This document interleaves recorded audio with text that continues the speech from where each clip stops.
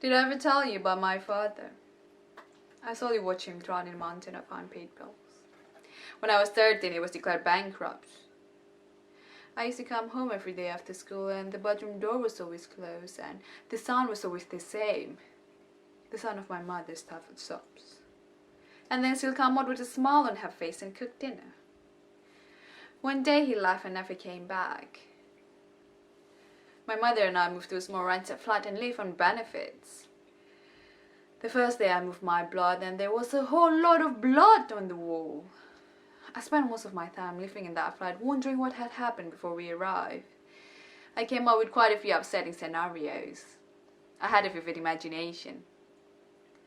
Since then, most of my life I've been running away from unpaid bills, stifled soaps and those dark red stains, which might have affected my artistic choices. That's my individual stories, but something tells me that somewhere along the line you've stopped listening to people's individual stories. I wonder when that happened. There's part of me that admires you, Christine, the way you've held into the things you've believed in, but your idealism has turned into hardness, Christine. It has a thick shell. You do. A carapace, isn't that the word? Why does she demonize me like that? I kept asking myself. Why does she vilify me? Why does she scrutinize everything I do and then condemn it without a second thought? And then I realized it's got nothing to do with me, really. It's not about me, Christine. It's about you. Last night when I was in my room, I had a bit of revelation. They say, don't they, that when people get older, they just become worse version of themselves. Well, maybe in some people that's a bit more pronounced.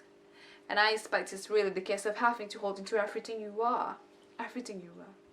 The choices you made, the path you followed, because if you start to question them, if you start to doubt them, well then, you're fucked really, aren't you? So you hang on, with every fiber of your being. It must be exhausting being you.